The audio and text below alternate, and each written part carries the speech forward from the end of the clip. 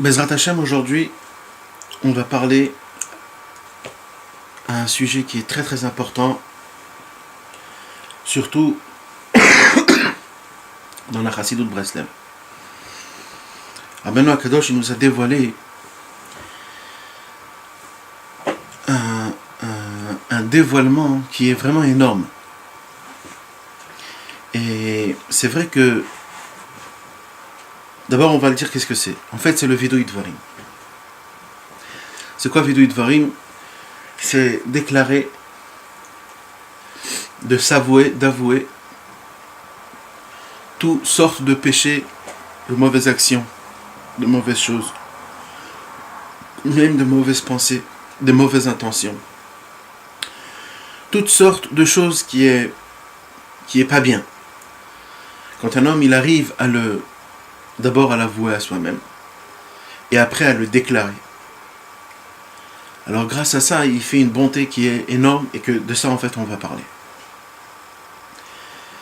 Avant que on va expliquer sur le Vidui Dvarim, en fait, c'est quoi ce Vidui Dvarim?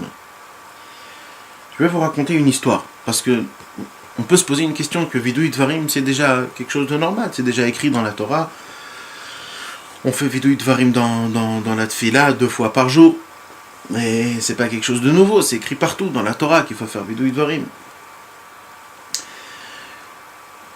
Mais comment Rabbeinu il nous a dévoilé ce Vidui Dvarim là vraiment c'est particulier à Rabbeinu. Rabbeinu il nous a demandé de faire Vidui Dvarim devant le tzaddik, ou même devant Hachem. Et de vraiment expliquer exactement comment ça a été fait ce jour-là, dans cet endroit-là, à cette heure-ci, avec cette personne-là. Il faut vraiment l'expliquer et vraiment le raconter en particulier comment ça s'est passé, cette mauvaise chose. Et quand la personne elle fait ça, alors Rabbeinu il nous explique plein de choses de bonté, d'énormes, qu'on peut se faire à nous-mêmes et que ça se passe dans le monde entier. Donc avant qu'on rentre dans ce sujet-là, Bezrat Hashem, je vais vous raconter une histoire. Un jour, tout le monde connaît le grand tzaddik et les 2 frères Rabbi Elimelech et Rabbi Zusha. Rabbi Elimelech de la ville de Lujensk et Rabbi Zusha de la ville de Anipoli. C'était 2 frères, on les appelait les Achim Akdoshim, les frères saints. C'était 2 frères qui étaient eux deux des élèves du Maggid de Mezrich, c'est-à-dire des élèves du Baal Shem Tov. Et c'était des élèves qui étaient vraiment élevés qu'on ne peut pas s'imaginer. C'était des tzadikim, noraim, mamash. Et Rabbi Zusha, il avait un élève aussi. Il avait plusieurs élèves à la fin de sa vie. Il avait des talmidim, il avait des élèves qui étaient autour de lui. Lui et eux, il leur apprenait la Torah, comment il faut faire, tout comme il faut. Et Rabbi Zusha, avant de partir dans ce monde, il était assis dans son lit. Et il disait quelques torotes, il racontait des secrets qui venaient du ciel, qu'il avait l'abondance, il avait des perceptions divines qui descendaient dans sa tête, et il les disait à tout le monde. Et autour de lui, il y avait tous ses élèves. Lui, il était assis dans son lit, et tous ses élèves, ils étaient autour de lui. Et d'un coup, presque, ils ont vu les élèves qui commencent à partir de ce monde. Il y avait là-bas un élève. Cet élève-là, il vient chez Rabbi Zusha, il lui attrape sa main, et il dit: Rabbi Zusha, mais comment tu peux nous laisser comme ça? Comment tu peux partir et nous laisser? Tu peux pas partir et nous laisser. On ne sait pas chez qui on va aller, quand il va partir, chez quel maître on va avoir, comment on va faire, comment on va chercher. Alors Rabbi Zusha, il a fait un grand sourire, et il a dit: tu vas y aller. Après ma mort, tu vas chercher un rave qui demande à ses élèves de faire du Vidui Dvarim. Et en yiddish, il a dit comme ça: Di Vidui Nikes. Tu vas chercher les chassidim qui s'appellent les Vidui Nikim. Un Vidui unique. Top. Et comme ça, il est parti de ce monde. C'était vraiment ses dernières paroles à Rabbi Zusha. Et comme ça, il est parti de ce monde. Et ce tzaddik-là, il a commencé à chercher. après que Rabbi Zusha est parti, il a commencé à chercher, de voir, à droite et à gauche. Et comme ça, plusieurs années sont passées, il n'a rien trouvé. Il a même pas compris ce qu'il voulait dire. Peut-être ça voulait dire quelque chose d'autre, je ne sais pas. Jusqu'à qu'un jour, il est parti à Breslev, dans la ville de Breslev.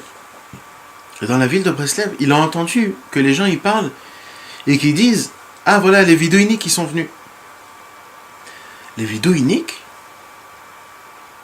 Alors il a demandé à la personne « C'est quoi vidéoïnique ?» Il a dit que vous ne savez pas.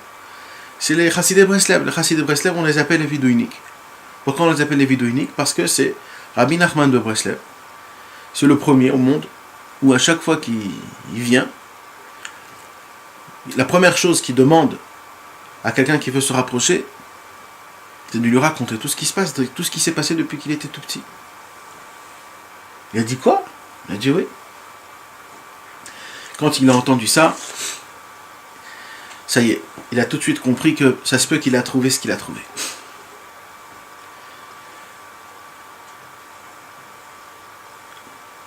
Il est parti à Breslev. Il est parti pour voir Rabbeinu Akadosh, Rabbi Nachman de Breslev. Et il est rentré là-bas pour voir comment ça se passe. Et c'était un matin, juste après la prière, où il y avait encore des gens qui étaient en train de mettre les tefilines de Rabbeinu Tam. Et Rabbeinu, il était avec le talit et les tefilines.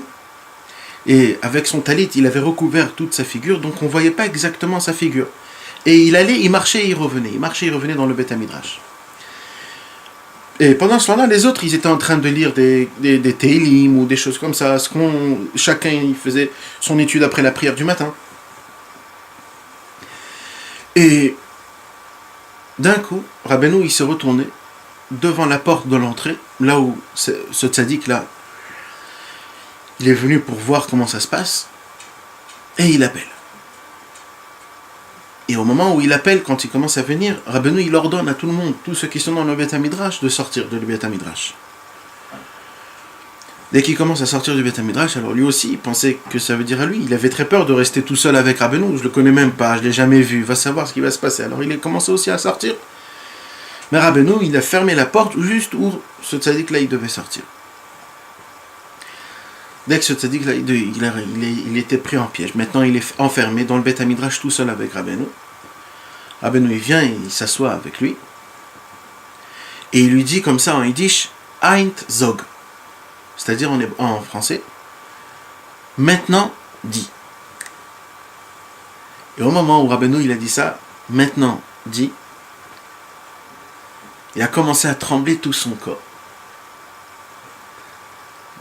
Depuis la tête jusqu'aux pieds. Il commençait à trembler. Et il ne savait pas quoi faire, il ne savait pas quoi dire. Alors il a dit, je sais pas quoi dire. Alors Rabbeinu, il lui a regardé dans ses yeux, et il lui a dit, dis ce que je sais, ce que Dieu sait, et ce que toi tu sais. D'un coup, toute sa vie s'est déroulée devant ses yeux. Toute sa vie depuis qu'il était tout petit. Et il a commencé à pleurer. Il a commencé à pleurer et à pleurer. Il sanglantait, mamache. Et il n'arrivait même pas à faire le vidéo Idvarim jusqu'à qu'il a dit 2-3 trucs. Tout de suite, Rabbeinu, il lui a dit comme ça avec sa main, arrête. Et Rabbeinu, il a commencé à s'asseoir à côté de lui et à lui parler, et à lui faire rentrer de la Vodat Hashem et tous les inyanim, tout comme il fallait. Et Mamash, il a vu son maître avant, Rabbi Zusha. Il a vu que c'était Rabbi Zusha, c'était Mamash, lui, que Rabbeinu, c'était sur lui que Rabbeinu, ça veut dire c'est Rabbi Zusha qui l'a emmené chez Rabbeinu. Et Mamash, depuis cet élève-là, il est devenu l'élève de Rabbeinu et plus rien ne l'a séparé de Rabbeinu Akadosh. Et si je me rappelle bien, on va voir ici comment il va s'appeler. Je voulais pas dire le nom parce que je me rappelais pas exactement, mais pour être sûr, je vais vous dire son nom, comment il s'appelait.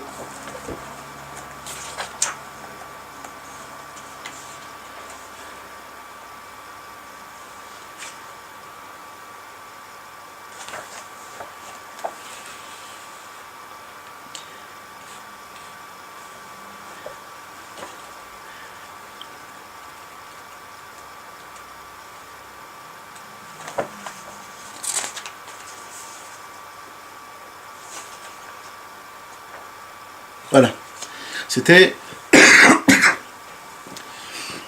Rabbi Yitzhak Isaac, le gendre du Maguide de Trovitzé. Le Maguide de Trovitzé, déjà c'est connu que c'était un élève qui était très proche de Rabbeinu. Le Maguide de Trovitzé, il avait 80 ans. Il s'est rapproché de Rabbeinu quand il avait à peine 22 ans. Et ben, le Maguide de Trovitzé, il avait un gendre, celui qui s'est marié avec sa fille. Et ce gendre-là, c'était Rabbi Yitzhak Isaac, qui était en fait ce mec, cet homme-là, qui était proche de Rabbi Zusha, Rabbi Yitzhak Isaac. Et Rabbi Yitzhak Isaac, c'est devenu un des plus grands élèves, mamash, de Rabbeinu Akadosh.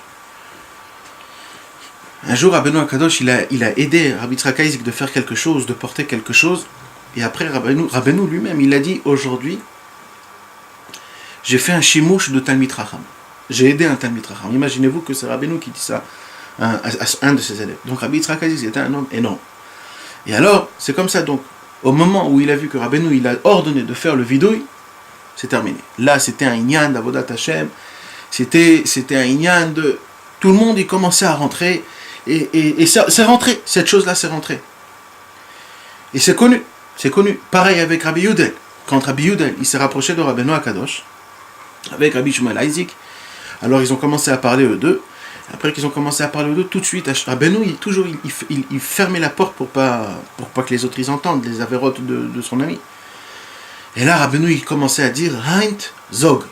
Maintenant, commence à dire. Et tout de suite, la personne, elle commençait à toute sa vie se dérouler devant ses yeux, comme on ne sait pas du tout comment ça se passait. Et la personne, elle devait tout dire devant Rabbeinu. Pareil pour Rosh Hashanah. Rosh Hashanah, ça c'était quelque chose qu'il fallait voir. C'est écrit dans tous les livres. C'était quelque chose qu'il fallait voir. À Rosh Hashanah, il y avait la queue. Il y avait la queue de tous les élèves. Et à Rosh Hashanah, on rentrait, c'était à Erev Rosh Hashanah. Les personnes, ils devaient rentrer. Rabbeinu, il était assis face à un mur. On ne voyait pas. La personne, elle rentrait, elle fermait la porte. Et elle commençait à dire ses péchés. Après 2-3 péchés, tout de suite, Rabbeinu, il lui faisait arrête avec sa main. Et il sortait. Et la personne c'est écrit qu'on voyait les gens qui rentraient, ils étaient blancs tellement qu'ils avaient peur. Et quand ils sortaient, ils étaient rouges, remplis de larmes, remplis de... Et tous, c'était pas que un ou deux, c'était tous comme ça. Erev Rosh Hashanah, quand ils rentraient, c'était comme le Kohen Gadol qui rentrait dans le Kodesh HaKodashim. C'était quelque chose qu'on ne peut pas comprendre, c'est quelque chose d'inimaginable. On voyait Mamash, la Ashrat Ashrina qui rentrait. Maintenant, pourquoi Rabbeinu il s'asseyait face au mur?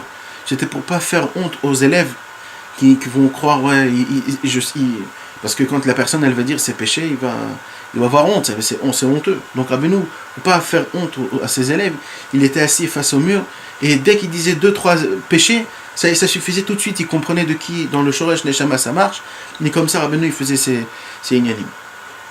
Et ça c'était chaque Erev Rosh Hashanah chez tous les élèves.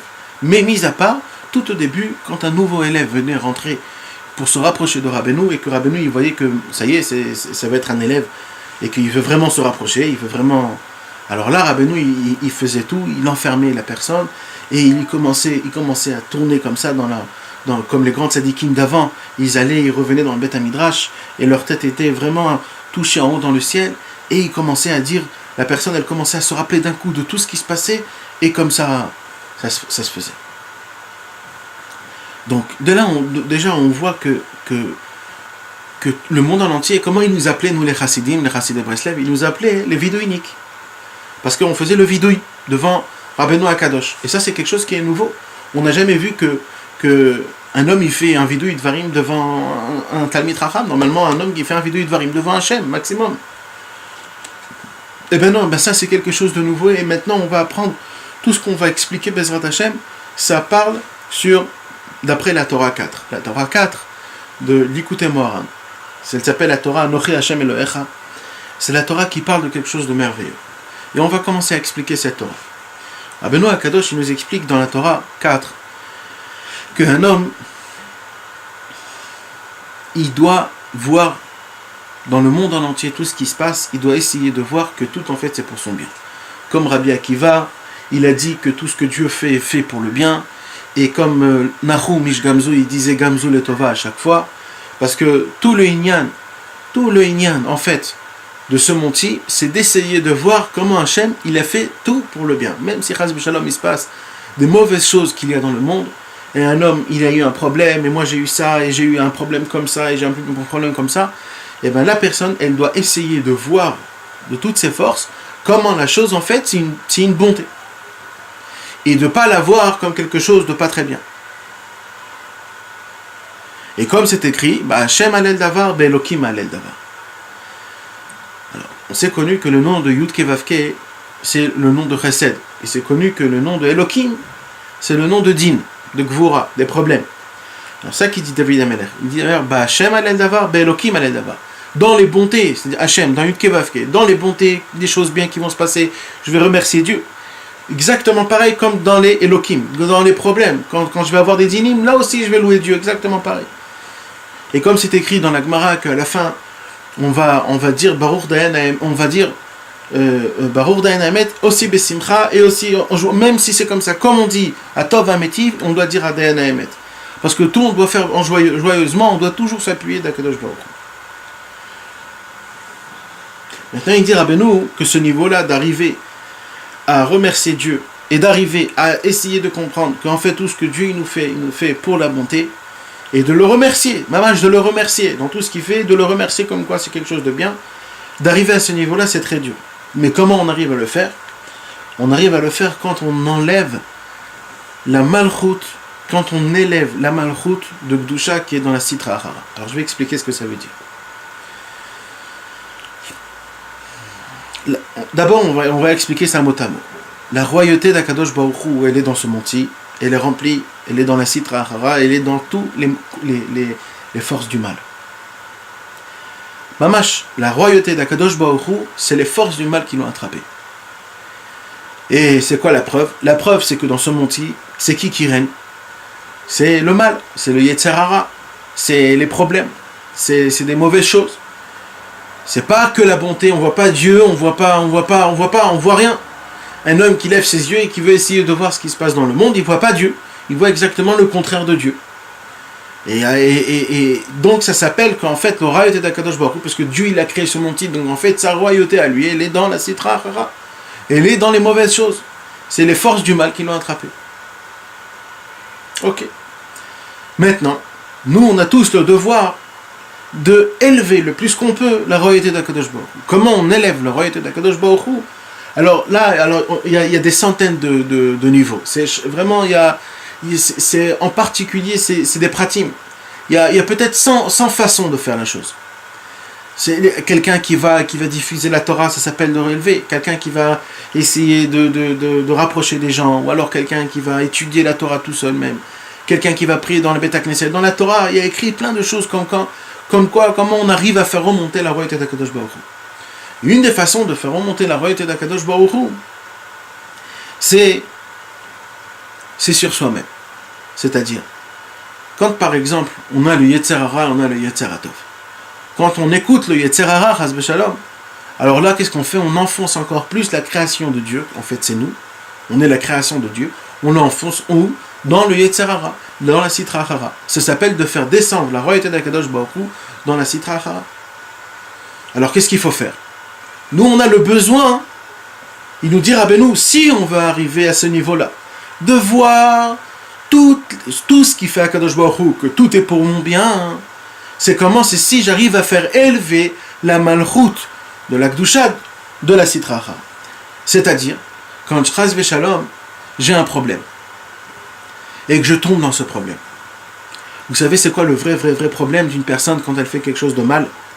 C'est pas du fait qu'elle fait la chose de mal, non. Le problème, un homme, c'est qu'un homme, il commence à s'adapter et à commencer à se sentir bien dans le mal. Ça, c'est le plus grand problème. Et ça s'appelle de faire descendre la malchoute de la Gdusha dans la Sitra Achara. C'est ça en fait, tout le Inyan. Quand Chas v'Shalom, un homme, il fait un péché.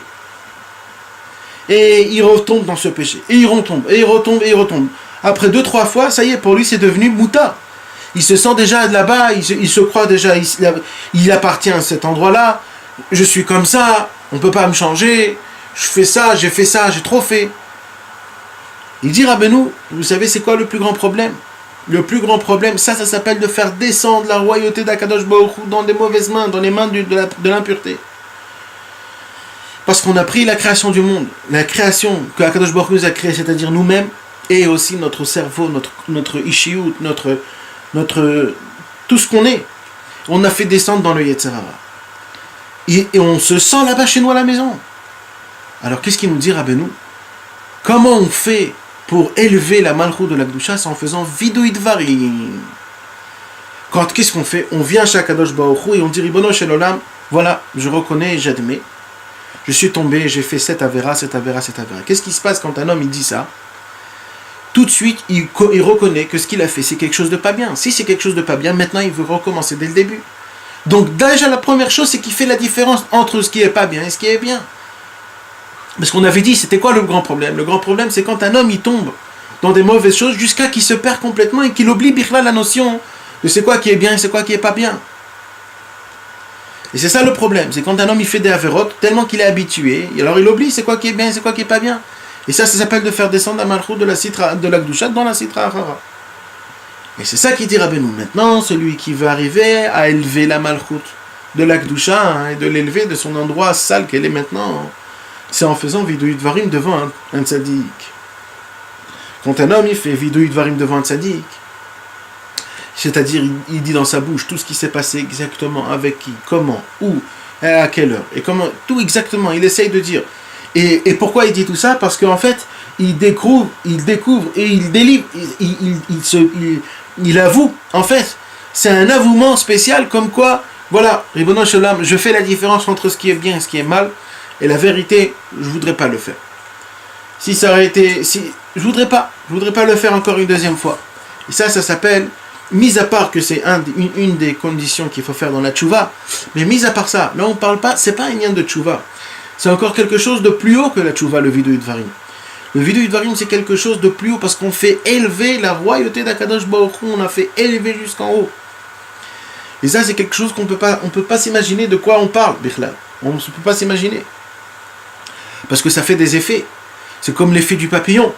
Quand un homme, il se fait sur soi-même, c'est-à-dire quand un homme, il arrive à faire la différence entre le bien et le mal, c'est-à-dire de faire la différence entre la malchut de la Kedusha et la malchut de la Sitra Achara, et qui veut faire remonter la malchut de la Kedusha, ça fait des effets après. Parce que ça c'est en particulier, mais il y a aussi généralement. Cet homme-là après, il a un ami. Cet ami, il va le voir. Et son ami, quand il va le voir, il va voir qu'il s'est passé quelque chose de bien. Et cet ami-là, il a une famille. Et ça s'éparpille de plus en plus, jusqu'à que c'est le monde en entier qui fait le tchouva. Tout ça grâce à quoi? Grâce à une seule personne qui a fait vidouï dvarim comme il faut. C'est des choses qu'on ne voit pas ça exactement dans nos yeux, mais c'est des effets qui se font dans le monde sans qu'on le sache. C'est qu'après 120 ans qu'on pourra comprendre ce qu'on a fait dans le ciel, avec quand on vient et on fait le vidouï dvarim. Donc, une des choses les plus importantes, une des plus grandes qualités qui se passe quand un homme il fait le vidouï dvarim, c'est comme on a dit, c'est quand la personne elle vient, parce que grâce à ça, elle arrive à annuler toute la royauté qu'il y a dans l'amauvaisement des Rechaïm, de la Sitra Achara, de la Touma. Et en particulier, c'est sur nous. C'est quand le Yetzer Hara, il a une force spéciale sur par exemple, quelqu'un qui a l'habitude de jouer aux cartes. Quand quelqu'un il a l'habitude de jouer aux cartes, alors il se sent complètement... Il sent qu'il veut toujours jouer, il veut toujours jouer.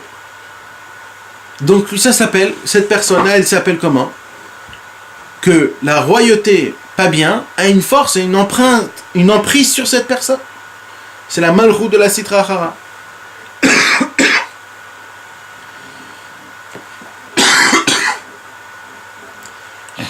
Et lui, c'est quoi? C'est la malchut d'Ikdusha Kaverchon.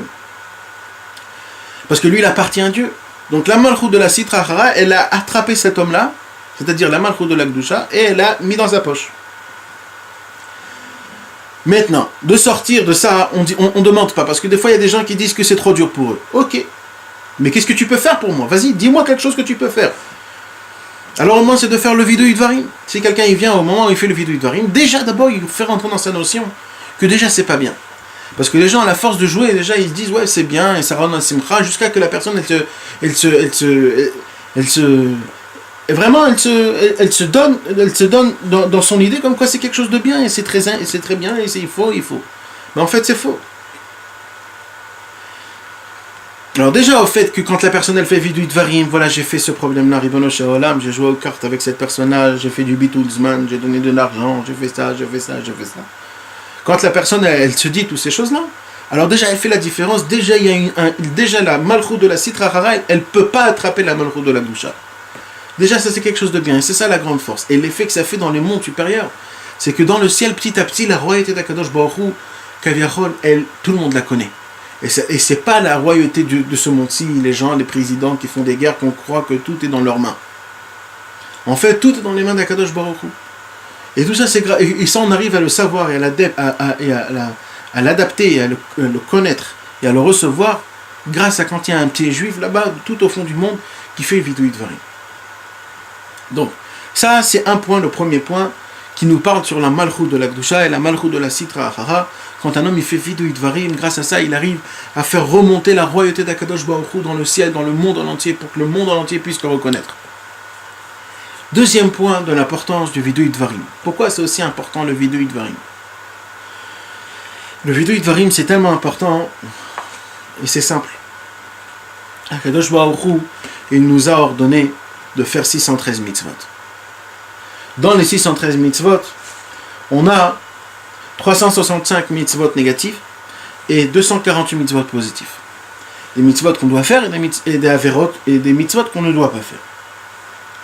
Maintenant, dans chaque mitzvah et mitzvah des 613 mitzvot, dans le ciel en haut, chez Akadosh Baruch Hu, il y a des signes spéciaux comment ils sont ces mitzvot-là, avec des noms de Dieu. Par exemple, quand il y a écrit qu'on n'a pas le droit de tuer, alors il y a écrit dans la Torah, lo tirtzach. Lo tirtzach, ça veut dire tu ne devras pas tuer.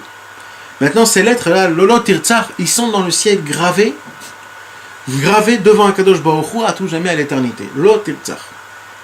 Maintenant, qu'est-ce qui se passe quand un juif il vient et il tue? Quand un juif il vient et il tue, en fait, il fait l'inverse de tout ce qui peut exister dans le monde. Parce qu'Akadosh Baruch Hu, lui, tout ce qu'il dit, ça se fait, c'est tout de suite. Mais quand il vient un juif et il fait l'otirtzach, il est contre Dieu. Il est contre Dieu. Pourquoi? Parce qu'il fait l'inverse de ce que Dieu a ordonné. Et Dieu, c'est lui le maître du monde. Alors, qu'est-ce qui se passe? Rabbeinu Akadosh, il nous dévoile un dévoilement énorme. Et il nous dit que les lettres de l'otirtzach, ils descendent, Kaviahol, dans les os de l'homme. Et ils se gravent dans les os de l'homme. Et dans les os de l'homme, il y a écrit l'otirtzach. C'est pas mamash, mais ça veut dire dans le ciel.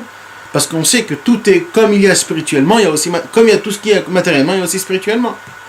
Alors, dans la spiritualité de la personne, dans la neshama de cette personne-là, eh bien, il se grave dans ses os la avera là où il a fait. Par rapport aux 613 mitzvot. Il y a 613 mitzvot. Chaque avera que la personne elle fait, comme c'est écrit dans la Torah, ça rentre dans ses os et ça se grave dans ses os. Et de là, il dit Rabbeinu que c'est pour cela que la majorité des personnes aujourd'hui, ils meurent par maladie. Et que toute la majorité de toutes les maladies, en fait, c'est quoi? C'est les os. C'est quoi les os? Parce que dans l'os, il y a dedans du sang. Et ce sang-là, la moelle, ce sang-là, c'est le sang le concentré le plus important qu'il y a dans le corps du monde, le corps de l'homme. Et si Ras Veshalom, ça devient sec, la personne, elle perd de sa vitalité. Petit à petit aussi, elle n'a plus de force, les os, ils ne peuvent plus supporter la personne. Mais en fait, les os, c'est quoi? Les os, c'est tout ce qui maintient l'homme. Et la force de l'os, c'est quoi? C'est la moelle, c'est ce qu'il y a dedans, le sang qu'il y a dedans, qui redonne toute la vie. Et il dit Rabbeinu que quand il y a une maladie, en fait, d'où elle vient cette maladie? Elle vient à cause de l'os. Que l'os, il n'envoie pas assez de vitalité par rapport au sang qu'il y a dedans, dans tout le corps. Mais ça, Rabbeinu, il rentre dans une explication, mais pour vous dire simplement, Rabbeinu, il nous dit que la majorité pas toutes, mais la majorité de toutes les maladies, ils viennent des os. Parce que c'est purifié, pur, moins pur. Mais en fait, ça veut dire quoi? C'est en fait toutes les maladies, ils viennent à cause les os, on a dit, à cause des avérotes. Parce que quand un homme il fait une avéra,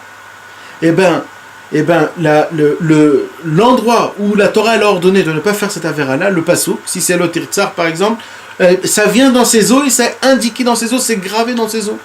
La Avera elle-même, elle vient s'indiquer dans l'os de la personne. Et quand un homme, il marche comme ça, et qu'il a dans ses os des centaines d'avérotes qui sont gravées, alors c'est un grand problème. On a dit, tout ce qui se passe dans la spiritualité, ça se passe aussi dans la matérialité. Et pareil inverse. Donc si dans la spiritualité, Kaviachol, cet homme-là, il a presque plus d'os, puisque tellement c'est gravé qu'il ne reste plus d'endroit. Alors matériellement, la personne aussi, elle commence à devenir malade, elle commence à s'affaiblir. Et Chas Veshalom, par exemple, le cancer. C'est quoi en fait la maladie du cancer qu'aujourd'hui, presque 50% du monde en entier est tombé dans ce problème-là. En fait, le cancer, comment on répare le cancer? On fait des chirurgies, des chimiothérapies. C'est quoi les chimiothérapies? C'est de brûler l'os. C'est ça en fait le travail.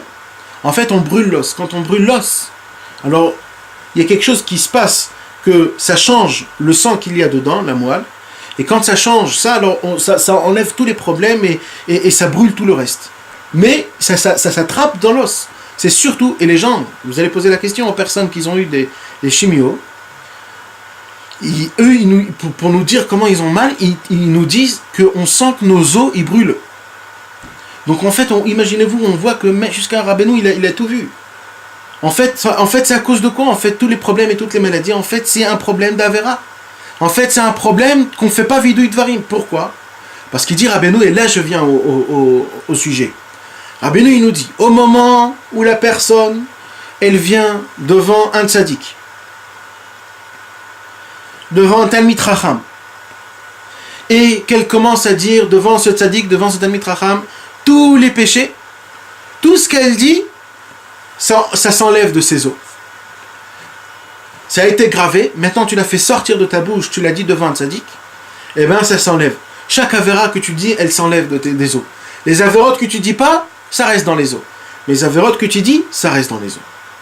Donc imaginez-vous maintenant que toutes les maladies aujourd'hui, surtout la grande maladie, que Dieu nous en préserve, du cancer, c'est juste à cause de quoi? C'est parce qu'on ne fait pas vidouï dvarim. C'est parce qu'on ne fait pas vidouï dvarim. Tout l'union de vidouï dvarim, c'est que parce que tout des fois, quand on se sent mal, les problèmes de dos, les problèmes de tête, quand un homme il a mal ici ou par là-bas, en fait tout, c'est un manque de vidouï dvarim. En fait tout, c'est un manque de vidouï dvarim qu'on ne fait pas vidouï dvarim devant un Kadosh Baruch Hu. Si on n'a pas devant nous le tzaddik maintenant, on n'est pas obligé. Parce que là, Rabbeinu, il y a Rabbi Nachman de Tcherin, dans Parparot, la Chokhma, il pose la question. Comment on fait aujourd'hui si le tzaddik il est nifta, Kaverchol, Rabbeinu il est nifta? Alors maintenant, chez qui on va faire vidouï dvarim? Eh bien, alors Rabbi Nachman de Tcherin, dans Parparot, la Chokhma, il dit, mais en vérité, le tzaddik il n'est pas niftar, c'est à nos yeux qu'il est niftar. C'est pour cela que nous, on doit faire le vidouï dvarim devant sa tombe. Devant la tombe de Rabbi Nachman. Et, ça veut dire, maintenant, on n'est pas obligé d'y aller jusqu'à là-bas. Si un homme il veut faire vidouï dvarim, il n'est pas obligé d'attendre jusqu'à Rosh Hashanah ou je ne sais pas quand pour pouvoir aller chez Rabbeinu. On peut aller chez Rabbi Shimon Bar Yochai, dans la tombe de Rabbi Shimon Bar Yochai, là-bas vidouï dvarim, ou du Harizal, ou de plusieurs tzadikim, chaque tzadik est tzadik. Un homme il peut aller dans sa tombe et faire là-bas vidouï dvarim. C'est compté comme si qu'il fait le vidouï dvarim devant un Talmid Chacham, parce qu'ici il n'y a pas écrit si c'est vivant ou pas vivant. Donc en fait, de faire vidouï dvarim, il faut que ça soit devant un tzaddik, mais un tzaddik spécial, pas tout le monde peut être. Par exemple, je vais vous raconter une histoire.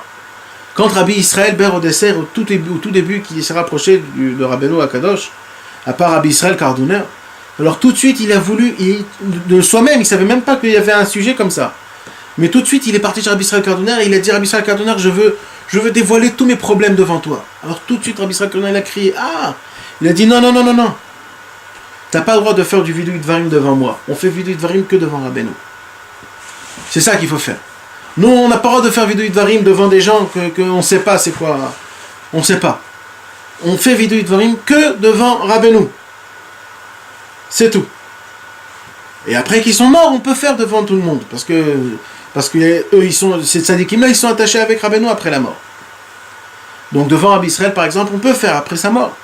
Et comme ça, dans tous les inyanim, comme ça, chez tous les tzadikim, on peut faire devant leur tombe. Ça, c'est le deuxième point. Le troisième point, et un des points qui est vraiment, vraiment important, c'est Rabbeinu il nous explique qu'au moment où un homme il fait le Vidui Dvarim, alors il se passe quelque chose de merveilleux. C'est quoi la chose de merveilleux qui se passe?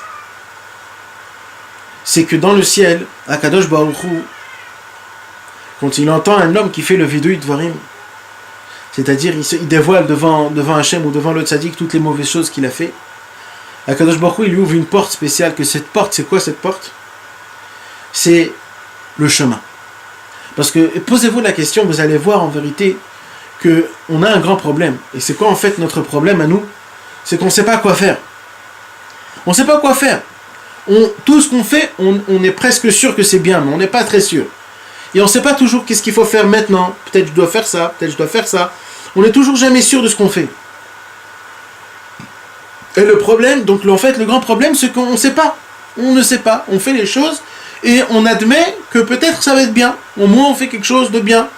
C'est pas quelque chose de pas bien. Mais de faire à 100% ce que Dieu y veut, on ne sait pas en fait.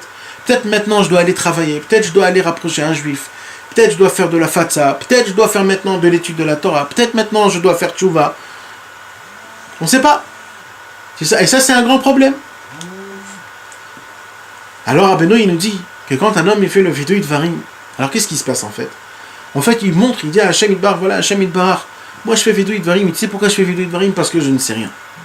Et voilà, je suis un grand pécheur. Je suis un grand pécheur. J'ai péché, j'ai fauté, j'ai fait des problèmes, j'ai fait à droite et à gauche des problèmes comme ça et comme ça. Alors, Akadosh Baruch Hu, tout de suite, lui, il ouvre quoi? La porte pour lui montrer c'est quoi son chemin. Et c'est pour cela que les tzadikim, il dévoilait des torotes par rapport aux personnes, comment ils faisaient le Vidui Dvarim. Par exemple, Rabbeinu. Par rapport à la personne qui faisait Vidui Dvarim, comme ça, Rabbeinu, il arrivait à dévoiler à la personne son chemin. Pourquoi? Parce qu'en fait, c'est par rapport à Dieu. C'est Dieu qui ouvre le chemin de la personne par rapport à son Vidui Dvarim. Donc de là, on apprend combien c'est tellement important, quand un homme, il arrive à faire Vidui Dvarim comme il faut. Et pas en petitesse. De dire, voilà, Hachem, j'ai fait une faute comme ça, j'ai été ici à cette heure-là, dans cet endroit-là, je suis parti, j'ai fait ça, je suis tombé dans ça, j'ai eu des mauvaises trucs. Et comme ça, la personne, elle doit expliquer bien et de dire exactement tous les problèmes, tous les péchés, comment ça a été. Et grâce à ça, grâce à ça, on a dit d'abord la première chose, il fait remonter la royauté d'Akadosh Baruch Hu, il enlève la royauté d'Akadosh Baruch Hu des mauvaises mains. Et la deuxième chose, grâce à ça, il enlève tous les péchés qui sont gravés dans ses os. Et la troisième chose, c'est que Akadosh Baruch Hu, il lui ouvre le chemin là où il doit le prendre. Et que pas il va rentrer dans un chemin où il n'appartient pas à lui, ou alors un chemin qui est fermé, on va savoir. Un chemin là où il va se sentir qu'il progresse. Donc de là, on comprend c'est quoi, en fait, l'importance du Vidui Dvarim, combien c'est important et combien les choses. Parce qu'en fait, il fait dévoiler le Hémet, en fait. Parce que quand il est tombé dans les Averot, il est tombé dans le Sheker. Parce que c'est quoi le Sheker? Le Sheker, c'est le mensonge. C'est quoi le mensonge? C'est que quand je crois que ma bonté, elle est dans cette Avera. Et la preuve, c'est que je fais cette Avera parce que je sens que je vais aller mieux quand je vais la faire. C'est du mensonge. Et quand un homme il fait du mensonge, alors c'est un problème. Le mensonge, c'est exactement l'inverse d'Akadosh Baruch Hu. C'est l'obscurité, c'est le mal, c'est la mort, c'est les maladies, c'est tout ce qui est pas bien. Akadosh Baruch Hu, lui, il est appelé Emet, il est appelé la vérité. La vérité, c'est la lumière, c'est la bonté, c'est la vie, c'est l'abondance. Alors quand la personne elle tombe dans une Avera, elle se fait faire tomber dans un endroit inimaginable. Un endroit de mort, de maladie, d'obscurité, de mal.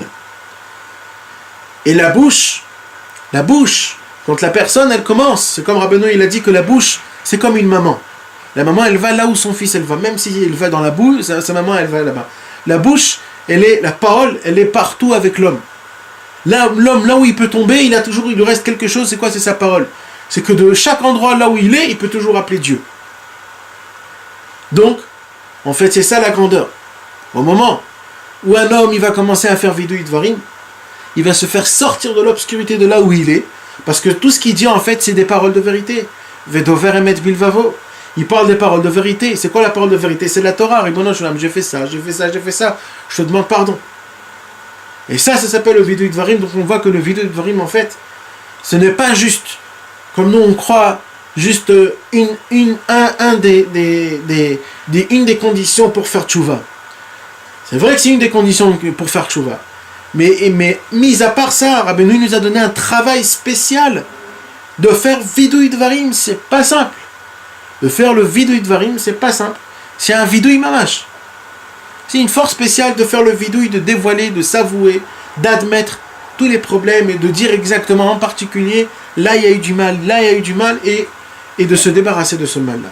Quand un homme il arrive à faire ce travail-là, de se débarrasser du mal qu'il a en le dévoilant par notre bouche, en enlevant tous les péchés qui sont gravés dans nos os, la personne elle a la vie matériellement, spirituellement, il a la lumière, il a l'abondance. Et grâce à ça, pour revenir à la Torah, comment on a commencé la Torah? C'est que grâce à ça, grâce au vidui dvarim, la personne, elle pourra connaître, savoir que tout ce qui se passe est pour le bien. Pas d'y croire, de le savoir, de le voir de ses yeux. Parce que nous, on nous demande d'y croire. Ok, mais moi, ce que je vous dis, c'est encore plus fort. C'est que la personne, elle aura la possibilité de voir de ses yeux que tout ce qui se passe est pour le bien. Il va le voir, même des choses qui ne sont pas bien, lui, il va voir les choses comme quoi, en fait, c'est que du bien. Voilà, Bezrat Hashem, que Dieu puisse nous aider de vivre ces moments-là, Bezrat Hashem, d'essayer de faire vidui dvarim comme il faut, devant les tzadikim, et si on ne peut pas devant les tzadikim, alors devant Hashem Yitbarach, parce que c'est compté aussi devant Hashem Yitbarach.